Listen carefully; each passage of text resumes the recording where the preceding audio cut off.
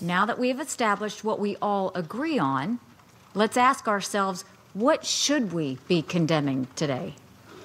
We should be discussing the actions that really brought us to this moment in time.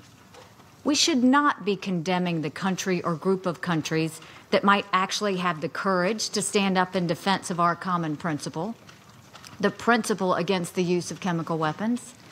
Instead, we should be condemning the country that unilaterally has stopped the Security Council from upholding this principle. Who is it on the Council that most exhibits unilateralism when it comes to chemical weapons? It is Russia alone that has stopped at nothing to defend the Syrian regime's multiple uses of chemical weapons.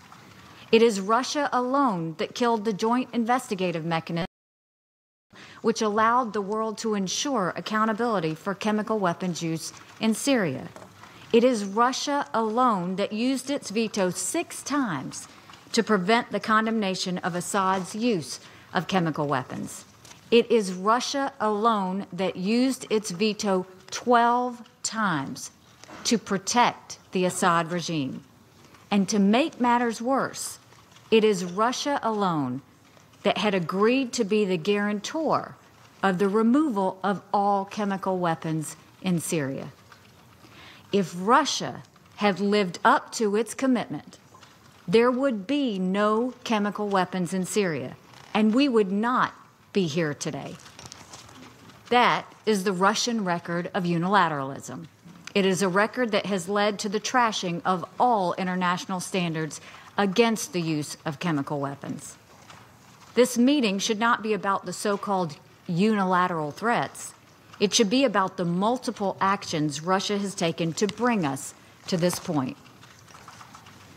Our president has not yet made a decision about possible actions in Syria. But should the United States and our allies decide to act in Syria, it will be in defense of a principle on which we all agree. It will be in defense of a bedrock international norm that benefits all nations. Let's be clear.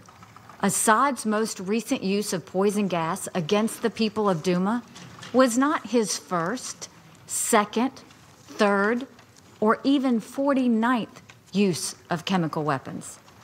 The United States estimates that Assad has used chemical weapons in the Syrian war at least 50 times. Public estimates are as high as 200. In the weeks after Assad's sarin gas attack last April that killed nearly 100 people, including many children, the regime used chlorine gas at least once and possibly as many as 3 times in the same area.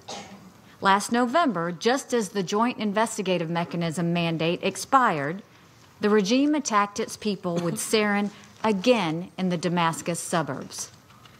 In January, Assad used at least 4 chlorine-filled rockets in Douma, and then he struck again last weekend.